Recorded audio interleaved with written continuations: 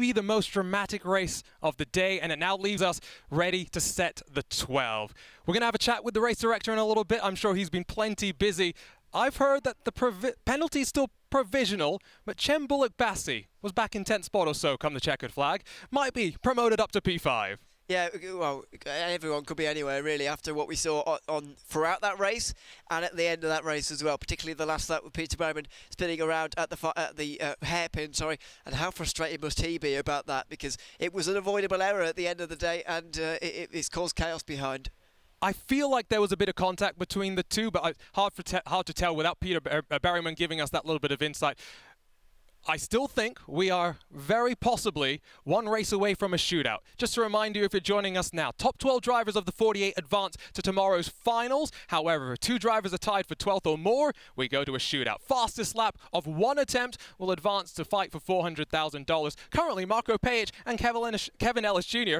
Tied for 10th on 29 points. Yeah, currently they're in, but after all, if somebody new wins, if it is not Dane Warren, then obviously they'll get pushed down, and some others may gain enough points to push down. So it could be very, very interesting. It could be a lot of mathematics, which we're not looking forward to particularly. But it's going to be exciting. That's the thing. It's really ramped up at the end here. That last race was all of the action of the previous 6 put together nearly. I think the hypothetical situation to be thinking about here, Dane Warren doesn't grab another victory. Let's say instead we see a driver not named Kuba Brzezinski get to victory lane. They're all but guaranteed to advance. Kuba Brzezinski got 20 points in the first race. If he can get another 10, he's also going to advance. Yeah, it might not even be 10 as well. It might be 8, 6 maybe, but he won't want to do that, I wouldn't imagine, because that would be a little bit fingernails time, I think. So he'll want to do well again, and I think he will. He's one of those drivers who generally it would be inside the top 5 of this kind of field generally anyway. Didn't seem to quite have the race pace actually, but that may be a Mercedes thing, particularly at the Hockenheim, where that Mercedes just felt particularly heavy. Well, race director continues to work through plenty of incidents, I'm sure, but let's go and see if we get an update from the race director himself. Welcome back to the main stage, where I am joined by race director Adrian. Now, there's been a discussion about the previous race. There was obviously quite a large incident.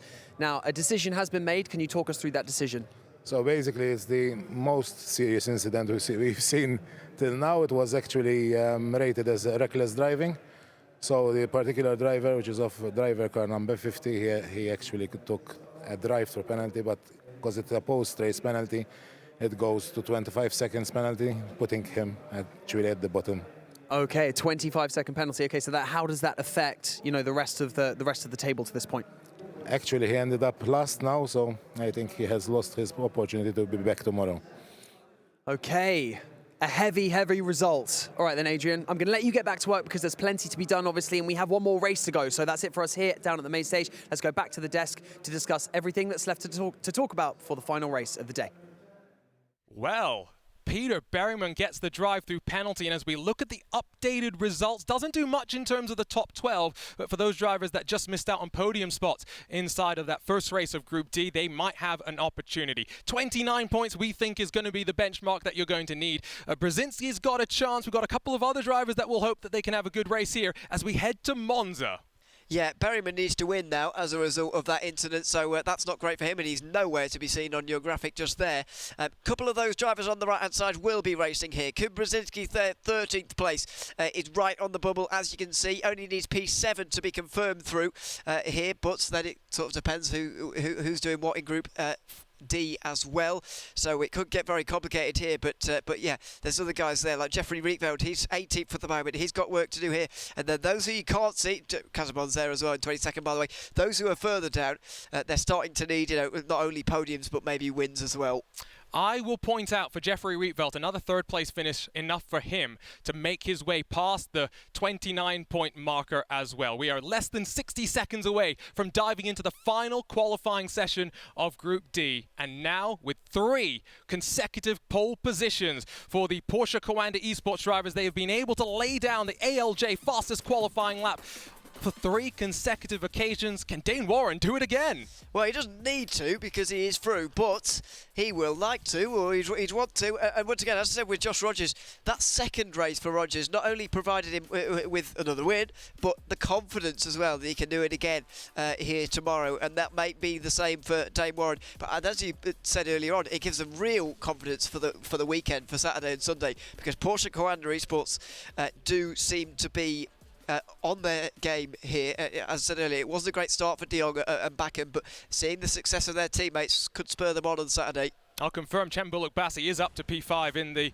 Race 1 results, and so as we head on over to qualifying, well, it's time to see who can come out on top at the Temple of Speed. Why do we talk about this track so much as being a problem zone? Well, turn number 1, a 90-degree right-hander switches back into a very tight left. Whether it's lap 1, whether it's lap 8, you know it's going to be dramatic. You certainly do, and it could spell trouble as well for some. With so much on the line down there and towards the first turn, you just don't know what's going to happen. It's such a tight chicane and a big braking zone down there, long run there as well. So yeah, let's see. Jeffrey Rietveld in the BMW needs just a 3rd spot to jump in front of Kevin Ellis Jr. and Marco Pajic. Let's ride in towards turn number 1 with the BMW for Team Redline, and this is where on the left-hand side, find the braking marker around 150 meters, down through the gears, clamber onto the curb on the left, clatter the curb on the left as well there, and now momentum so important to swoop through the Curva Grande and lead into the Roger. He's going to be one of the favourites for this race, no doubt, and we spoke to him earlier on, of course. He must be confident going into this one, having made the major in Munich and performed well over the course of the regular season as well. In towards the second chicane, he will go now, down on the brakes, and then get yourself the nice exit as well. Really pound over that curb and now go into the 2 Lesmos. It's a very short run into the first Lesmo, 320 meters, but because you carry a bit more minimum apex speed, the shorter run into Lesmo 2 actually leads to a higher minimum apex speed. This is a corner though that through Ascari, in towards Ascari, can be pivotal. You do not want to be fighting side by side through here. It can very much compromise you. A 1.06 kilometer run up the hill into the braking zone. Yeah, possibly the most difficult chicane of them all in this circuit, in an otherwise not particularly challenging circuit, you would say. Over the curves it is difficult though. In these GT3s they can cope with them well, really bouncing over that last one, getting close to the gravel or so, but not in it by any means. Just slow you down that little bit. Looking all right for Rietveld right now. At the very least, he's not going to slow down. That's at least what he's managed to achieve. That's all that really I think you want to do. Hopefully you'll be up towards the front, but you do not want to be towards the back. For Rietveld, Sector 2, very impressive. Sector 1, also very competitive. Is he going to be able to break into the 145? The Team Redline car will set the benchmark, and across the line it's going to be a 46.088. And now we'll see where everyone else stacks up against the BMW. That is a very impressive lap time indeed. If someone could get into the 45s, then we'll be seeing a really, really great lap time. And it's from the BMW as well, not one of the particular fancy cars. It's more about the Porsche, and it was about the Audi in Munich. That speed is still there a little bit for the likes of Moritz Lerner. Moritz Lerner, a true virtual to reality convert that has stepped back into the sim world for 2023 and full focus on ESL R1. 146.088 to beat. He's almost a quarter of a second off the pace. Bit of a surprise there. It is a bit of a surprise, and not good news either, because of the way that he finished in the previous race, 6th place in that one. That's going to mean he might well need a win here. He will certainly need at least 2nd place as Jörni Tummler makes his way around the final corner right now as well. Another driver who will need a lot, and a driver who got really unlucky at Hockenheim. 7th place in the first race, so Tourmaline needs something to do, something to work forward rather in one of the LG drivers to watch that we've been focusing on today. He punches in a lap within 0.2 of Jeffrey Rietveld, but now to Thibaut Casabon, who was very much part of the battling in the first race, and the RHG Audi into the Parabolica. Yeah, benefited a little bit from those struggling around him, and stayed out of trouble most of all as well, which really helped. He makes his way through the final corner now, and he'll take that really tight line out of the turn as well. We've seen everybody do this, just driving straight through that bollard. Shortest line possible to the line. It's a 46.3. That will put him in 4th place for now. This is one of the closer ones we've seen for a while, actually. You would remark that at one point we saw qualifying margins going up to 1.2, 1.3 seconds. Right now 4, split by just over a quarter of a second. Next up, Bono House in that Mercedes AMG Petronas car. Just 4 points out of that first race, has got it all to do. He's got James Baldwin already locked in shortly into the top 12. Marco Pajic watching on nervously. Bono House to the line, and it's a 46.438. He goes to the 5th spot. 3.5 tenths away, but you're last. That's got to be pretty soul-destroying, really, as Oscar Bickford is looking to repeat some of the success that he enjoyed at the Hockenheim.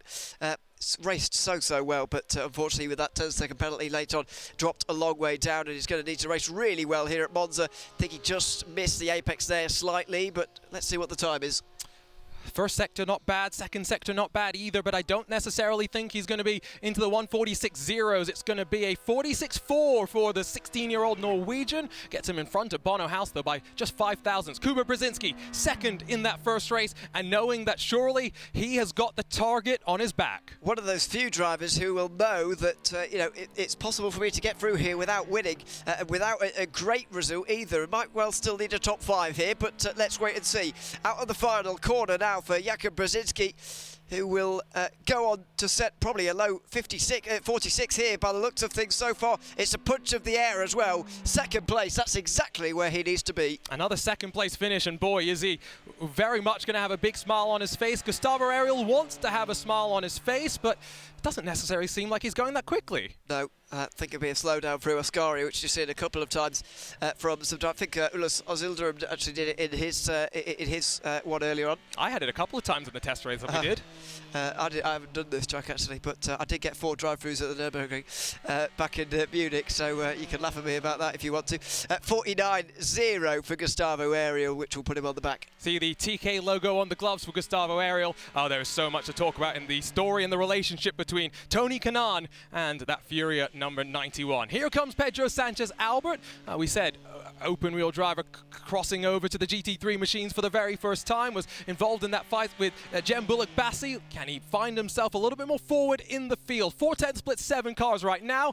46.4. That is a rather closer lap time for Pedro Sanchez Albert. Maybe Monza a little bit more familiar for him. Maybe, and very impressive as well to see him so close to Bono House there, who's been here all season long, of course. Regular driver, as all they are actually for the Mercedes team. So, yeah, decent from him. Peter Berryman's second sector, about 3/10 off of the laps that we've seen go into the 146.4s, and that first sector about 3 seconds off. Peter Berryman drive-through penalty in that first race to drop him to the back, and surely going to start at the back for the second race of Group D.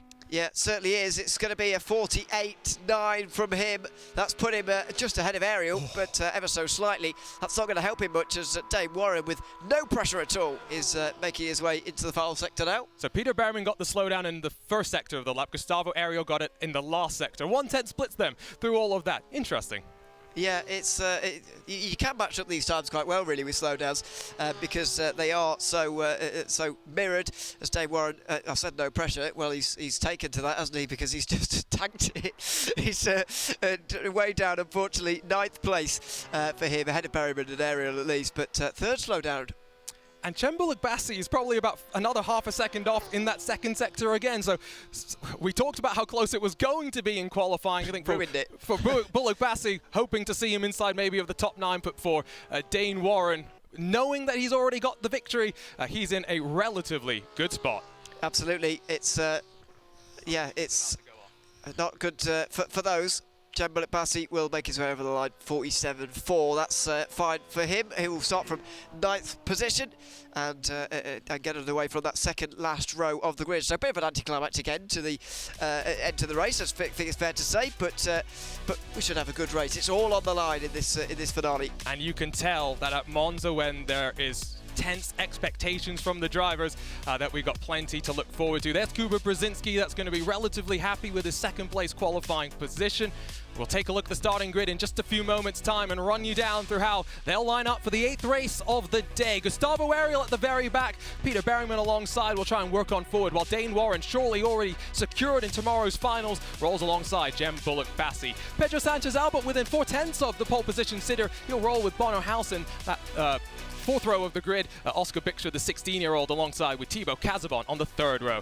Moritz Lohner in the Audi, hoping for maybe a little bit of a less dramatic race here at Monza. He'll have Joni Tormala also hoping for less chaos alongside. Kuba Brzezinski in that Mercedes-AMG Williams eSports car once again in second, but it's Jeffrey Rietveld that claims the ALG fastest qualifying lap here in the final qualifying session of the day. Absolutely, exactly when he needed it as well.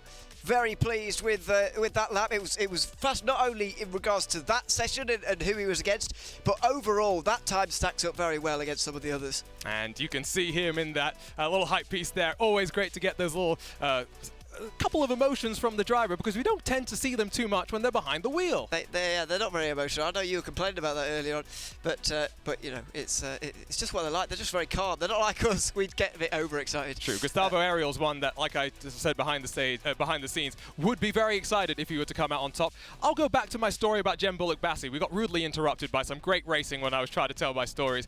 A couple of things that he's been doing in 2023 that are quite fun.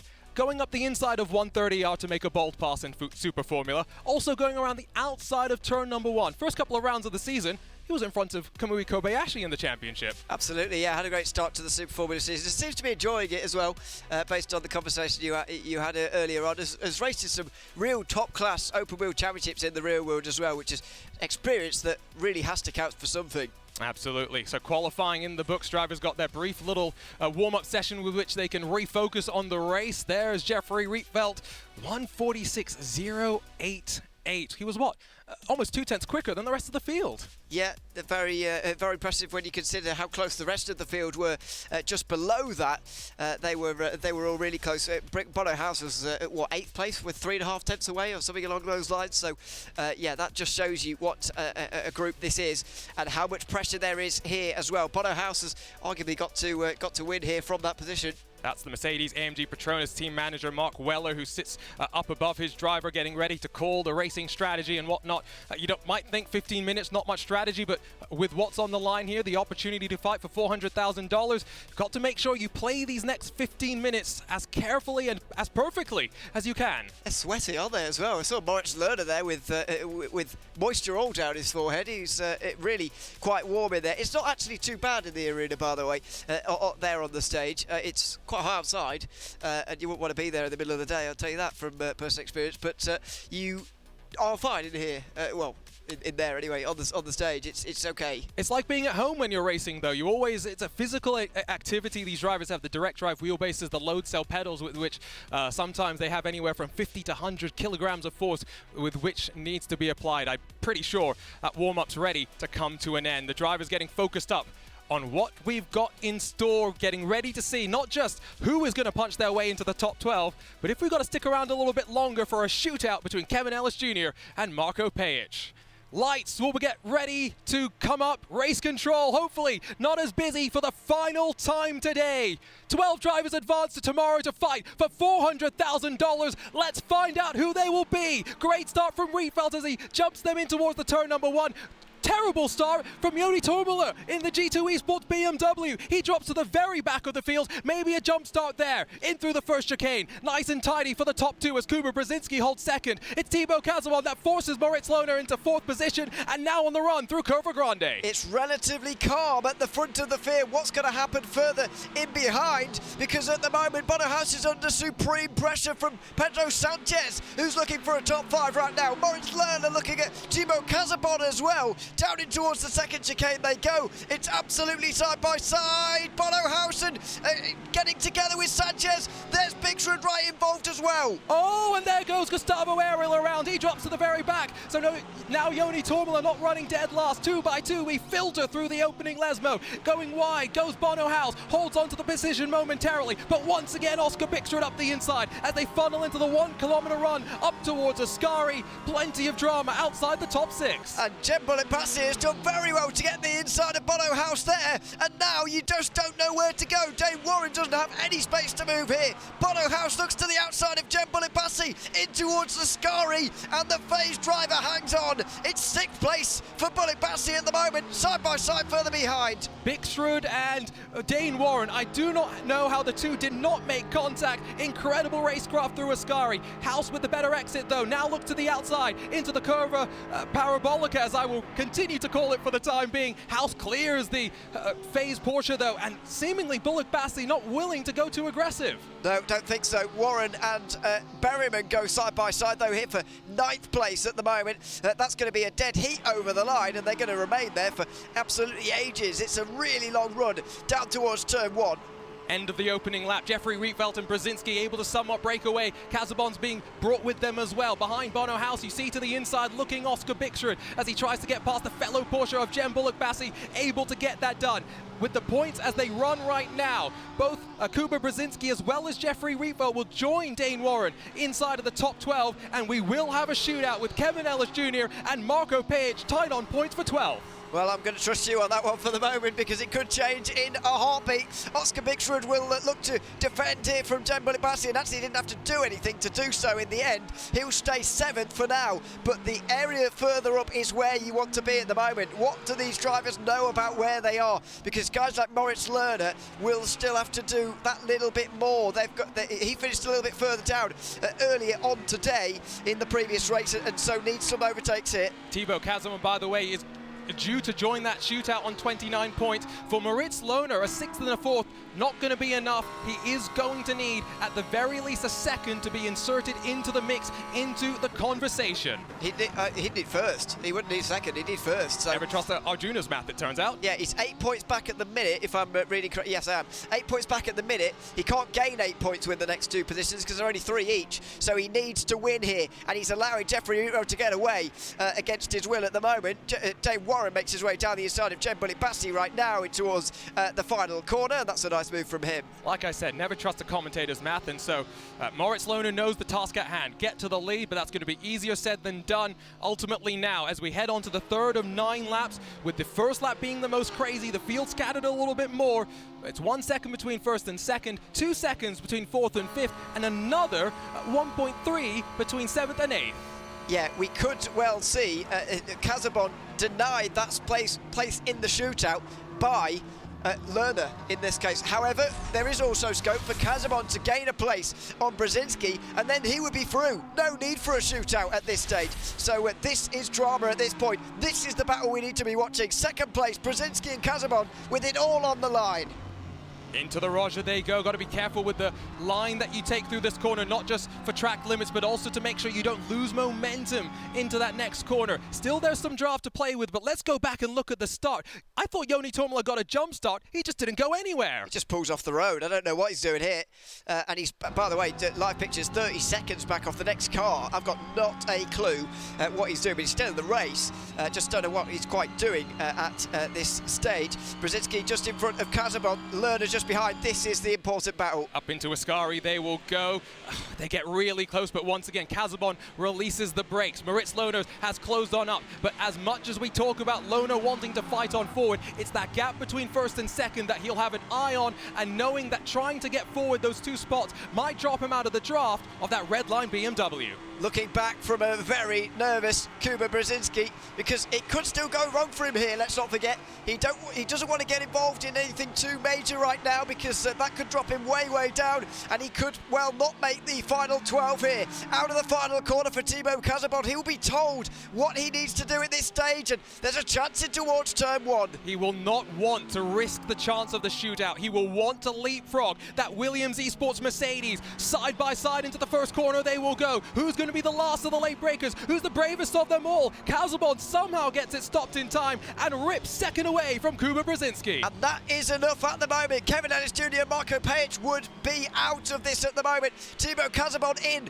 and at the moment Kuba Brzezinski's fine with this as well. He didn't need to fight there. He's got points to play with because of his result at Hockenheim a couple of moments ago. He knows that he can stay where he is, as it's side by side for 6th place further behind. Porsche and Mercedes, it's Bono House that's on the outside and hoping not to get hung out to dry. He'll very much shortcut the 2nd part of the corner. No cut course there, just straddling the curb, still alongside with Oscar Bixrud, the 16-year-old, who now watches as Dane Warren, his former teammate, tries to get to the inside. Side by side between them into Lesmo 2, and through goes Dane Warren into 7th place. That's a good little game from him now in this race. He's really Yeah, made his way through the field nicely after a slowdown in qualifying, although Oscar Biswood is very close behind, looking to the inside, looking to the outside. He's going to be blocked on both occasions. There's the spider cam riding from above the drivers. That's one of the aspects of the LAN event that I think they're all having to contend with, especially for those that haven't been in this sort of an environment for 4 years. We'll reach the halfway mark this time by. Riedfeld's not totally been able to break out of Casabon's chase, but as they continue to battle outside of the top 6, I think we're relatively settled inside of the top 3. And that could mean that Conas Jr. and Marco Page are both out at this stage, and there is no shootout. Casabon would go through in that situation as Berryman watches Bixrud and Warren fight again, and he's gaining on both of them here. We could see a 3-wide moment into turn 1. In towards that first chicane once again. Middle of the track may be a better place to be than the left, but Berryman thinks the right's even better. 3 wide into the braking zone. Dane Warren deepest of them all. Bixrud not willing to let Berryman squeak on through in the Audi, and the Apex Racing Team car on the outside will try and get the drive off the corner, but it's a long run into the Roger. It's a 1.2 kilometer stretch, and the Audi goes up through the gears and uses the draft of Dane Warren. And he'll use the slightly shorter run around the turn as well, but that gives him the outside for the first part of the second chicane at Monza, and that's going to prove to be tricky for him. There's contact, a bit more as well, but respectful racing room given between the both in the end. They'll run towards Lesmo 1 as well, absolutely side by side for 8th place. Oh, and Bixrud's gone. Little bit of contact, spins around into the gravel, and he's way down now. Rear engine nature of the Porsche maybe not helping him out there, and he will drop potentially to the penultimate spot because Joni Tormel is at the very back of the field. On board with Jem Bullock-Bassey, hunting down the Apex Racing Team Audi in towards Ascari, but Bullock-Bassey's a veteran. He knows he doesn't want to make the pass there and lose even more time to Dane Warren. Yeah, certainly. It's still close for some of these fights, but not all of them, as you can see through the middle of the order. Jem Bullock-Bassey here falling away from Peter Berryman, it's got to be said. He's in 9th for now. Both of these two staring defeat in the face as we whittle this down to the final 12. At the moment, it's still 4 laps to go and still drama up front. I don't think we're going to see any drama here because for both Casabon and Brzezinski, they are good in this spot. If you're Moritz Lohner, you've got to get to first. Are you going to make the sends? I guess we're going to have to wait and find out. Okay, Jakub Brzezinski stays behind for now. Well, is that going to be the case the whole way through here? He's got no reason to either fight here or not fight. He's got no allegiances there. Kevin Ennis Jr. and Marco Page are one of his teammates. If that was a Williams Esports driver, for example, if it was Darren McCormack who was on the fringe, as he was at one time, then Brzezinski might be encouraged to, let's, at least give this a little bit of a go and see what I can do with Timo Casabon without sacrificing my own race here. But since he's got no allegiances to anyone there, I think you're right. We could well see the last of the drama. The only oddball here is Moritz Lohner, who could get involved. But, is he going to if he needs a race win here? It's doubtful. One thing that I'm looking at inside of the top 12, the team allegiances, we're not expecting teammates to necessarily be working together. It is a driver's championship, but it helps when you have some familiar faces with which to work. Here's a look at that moment as Berryman and Bixrud made the smallest tap of contact. Rear end snapped around and almost a perfect 360. It was, but unfortunately no points for that, and he drops way down to 11th place at the moment, and that's going to put him out as well after a really encouraging start at Hockenheim as well with his qualifying pace. That has slipped away, unfortunately, as Moritz Lohner gains on Kuba Brzezinski. Once again, this would be fine for the Williams Esports driver. He can afford to let this position go. Yeah, I mentioned Moritz Lohner, a true virtual to reality crossover, went and took all of his experience in esports to win a championship that gave him a ride in the DTM Trophy.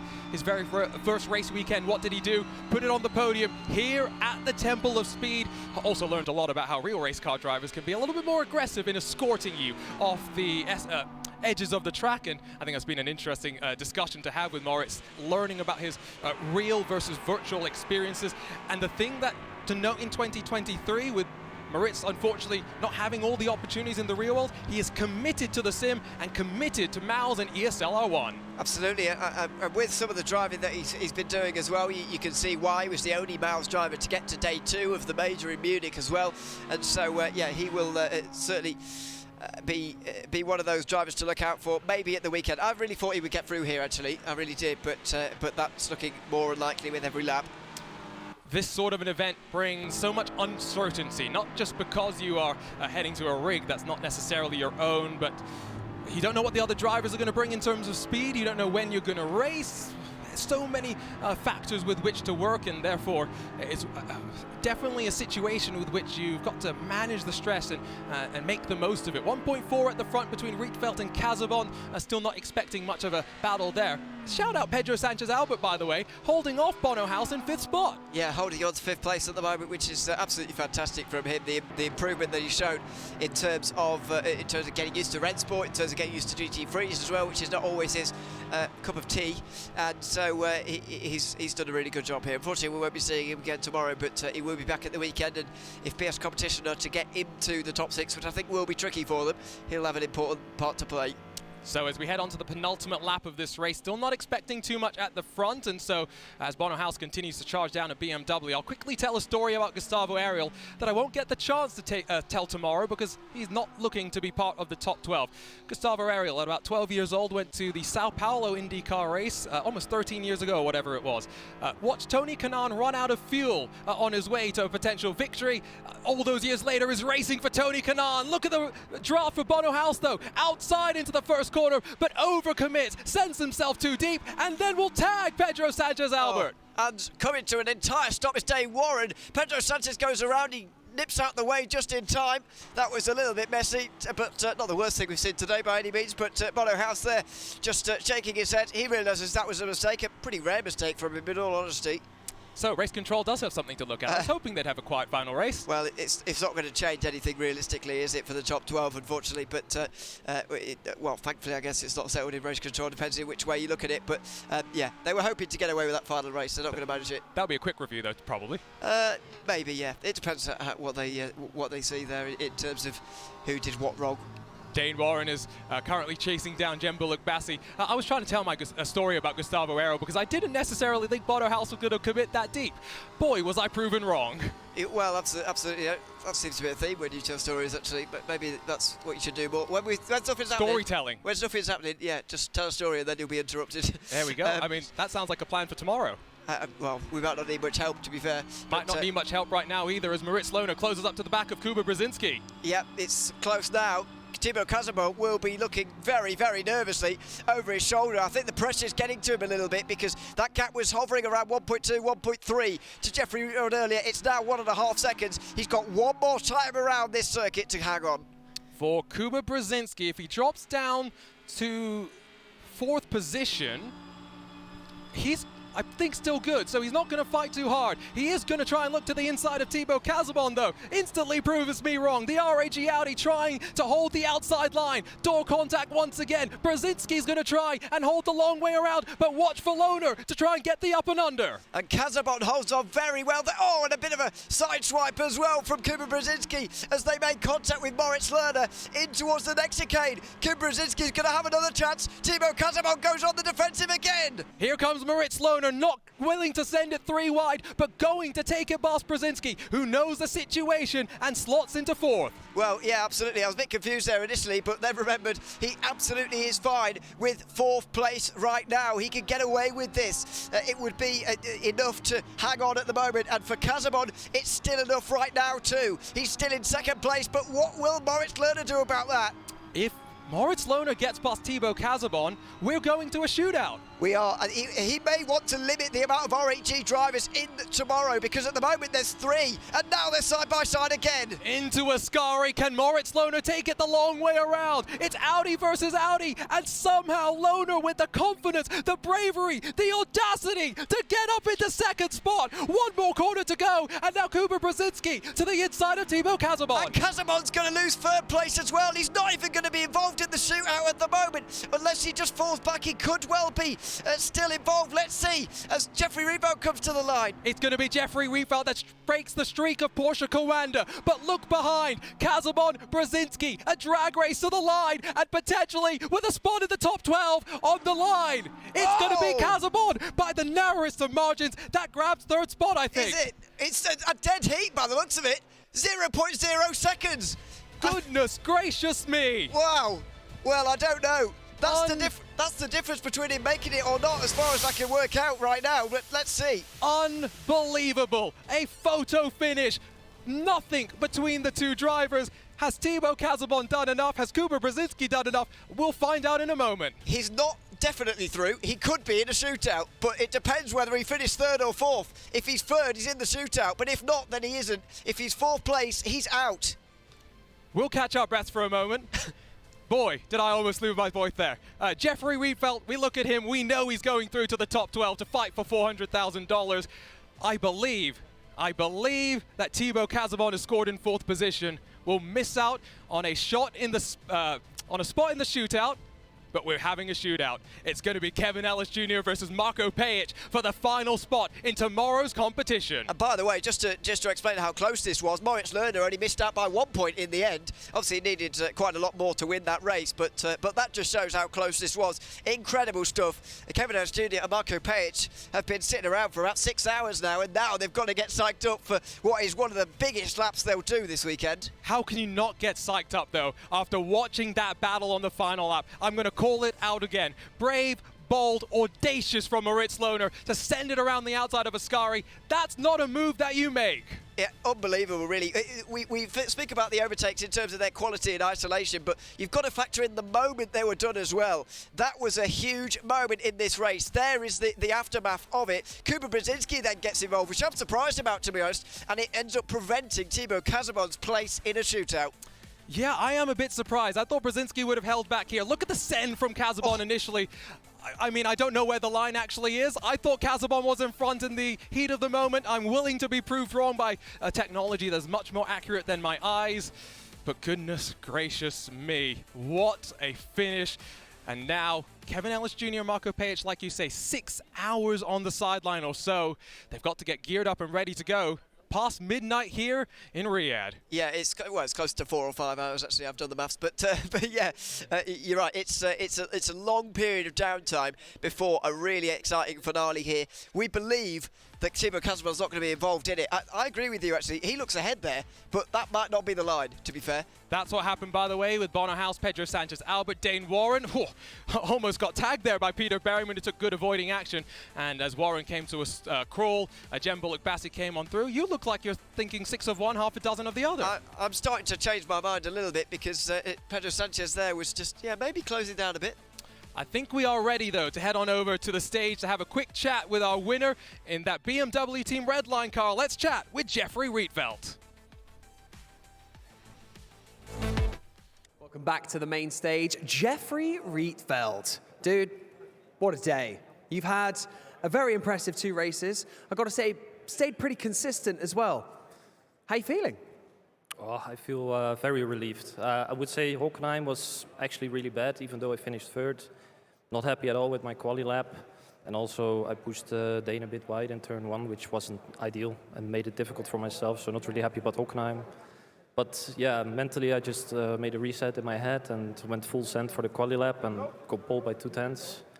And then in the race I knew that if I would push in the beginning, I knew that Kuba was lacking a little bit of race pace probably. So if I would push in the beginning I could create a big enough gap so that they couldn't slipstream me anymore, and then I could just control the tires and control the race. So yeah, Monza went perfectly to plan. Hockenheim was a disaster. So yeah, really happy to make it to top 12 for sure. بالضبط. الفريق فعلا قدر يحقق انتصار، ولا بالاصح اللاعب او المتسابق معنا جيفري ريتفيلت حقق انتصار جدا ممتاز. وسالناه كيف شعورك بعد هذا الفوز، وذكر بتفاصيل جدا كثيره. قال ان صحيح ان في بداياتها كانت شوي اصعب، خصوصا في التجهيزات ما كان اداء برضه ممتاز، خصوصا برضه في السباق الاول، لكن السباق الثاني قدر انه يعوض بشكل افضل. ما كانت لسه افضل نتيجه انه كان يتوقعها، كان فيها ضغط اكثر، لكن انه يقول كان لو انه كان في بدايه السباق انه صنع مسافه شوي اكثر كان بيرتاح اكثر في نهايه السباق. لكن بغض النظر عن هذا كله حاليا يحس بشعور يحس بالراحه بعد ما حقق الانتصار وحقق او بالاصح ضمن مقعده في النهائيات. Races, man. You know, just you got a first and a third, and you're like, I did terribly. But you know what? I appreciate that you hold yourself to such high standards. It's to be commended. But you know what? Day one, it's also an opportunity to gather a bit of intel about your opponents as well. Is that something that you guys kind of think about a little bit, or are you just focusing 100% your performance, what you're doing? Because it's also good to know your opponents on the track, right? Oh, for sure, it's good to understand where other people are quick and how you need to deal with them, especially in the race. Yeah, we mainly focus on ourselves, always. We need to extract the maximum out of our car. And for example, what Rogers is doing in the Porsche, we cannot influence his performance, you know. So just got to focus on your own. Make sure you hit your quali laps, extremely important. Yeah, that's it really. Yeah. بالضبط اللي ذكره لا او اللي ذكره قبل شوي المتسابق شفنا فيه يسالناه كيف كانت خلينا نقول مشاركات المتسابقين الباقيين ومن اكثر واحد ممكن يسبب لك الضغوطات اللي فيها وكيف تتعاملون حتى برضو معها. قال انه صحيح ان المتسابقين لازم يعملوا لهم 1000 حساب عشان انه فعلا يقدرون يتخطونهم، لكن في نفس الوقت ما يبغون يدرسونهم بشكل كافي وانهم ينسون نفسهم ينسون التدريبات اللي هم يحطونها، فبرضو لازم يركزون على نفسهم بشكل جدا ممتاز. قال ان في بعض المتسابقين عندهم مستواهم ما يعني صعب انك تقدر تدرسه زي المتسابق الجاش اللي شفناه، لكن يقول بغض النظر عن هذا كله نبغى نركز على نفسنا ونبغى نحقق النصر. Jeffrey, a great performance from yourself. Congratulations, and we look forward to seeing what you bring in the final tomorrow amongst the 12. And speaking of the final 12, we're going to send it back over to the desk to discuss everything that's happened today, because I believe we're going to prepare ourselves for a hot lap shootout. والحين أعزائنا المشاهدين خلونا ننطلق مرة ثانية على الاستوديو التحليلي نتكلم في تفاصيل هذه النقاط من اللعيبة أو من المتسابقين اللي يتأهلوا معنا منهم اللي باقي متعادل عشان نقدر نلعب في السباق الأخير، نحدد منهم اللي راح يكملون باقي المشوار ونكسر فيها التعادل.